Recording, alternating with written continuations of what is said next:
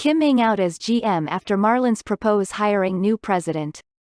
The Miami Marlins wanted to hire a president of baseball operations over general manager Kim Ng despite her constructing a playoff team this year, sources told ESPN, leading to her departure from the organization Monday. Ng, 54, was the highest-ranking woman in a major men's North American professional sports front office. The Marlins hired her in November 2020 as general manager, the first female GM in MLB, the NFL, NBA or NHL, and her contract included a mutual option for 2024. In a statement, Marlins owner Bruce Sherman said the team exercised its end of the option, but Ng declined hers.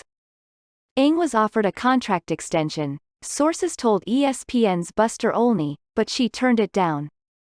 Last week Bruce and I discussed his plan to reshape the baseball operations department. In our discussions, it became apparent that we were not completely aligned on what that should look like and I felt it best to step away, Ng told ESPN on Tuesday. I wish to express my sincere gratitude and appreciation to the Marlins family and its fans for my time in South Florida. This year was a great step forward for the organization, and I will miss working with Skip, manager Skip Shoemaker, and his coaches as well as all of the dedicated staff in baseball operations and throughout the front office. They are a very talented group and I wish them great success in the future. The team's desire to hire someone over Ng to run baseball operations surprised fellow executives around baseball, who lauded her work with the 2023 Marlins.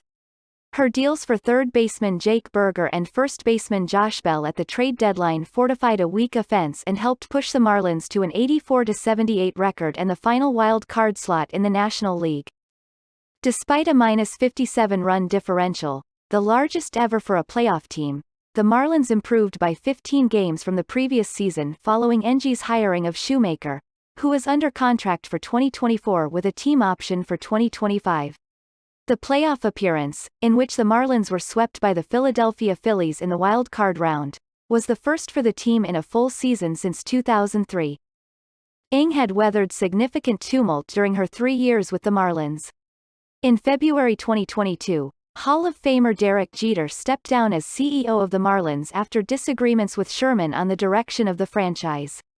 4 months later, the Marlins fired Vice President of Player Development and Scouting Gary Dienbow, who had clashed with people inside the organization. With Ng in charge, the Marlins took steps forward. Left-hander Jesus Luzardo, acquired at the deadline in 2021, grew into a reliable starter in his first full season in Miami's rotation. Rookie Yuri Perez, who debuted this year just 27 days after his 20th birthday, was a revelation. Despite the struggles of reigning NL Cy Young Award winner Sandy Alcantara, who recently underwent Tommy John surgery, the Marlins' starting pitching was a strength. The offense still struggled but received a jolt from second baseman Luis Arraez, who won the NL batting title with a .354 average after Miami acquired him for right-hander Pablo Lopez over the winter. While Miami's free agent signings of third baseman Jean Segura and first baseman Yuli Gurriel flopped, their replacements, Burger and Bell, helped the team navigate a tight NL wild card race to lock down the final spot. Burger is under team control for 5 more seasons and Bell for another year, though he does have an opt-out this winter.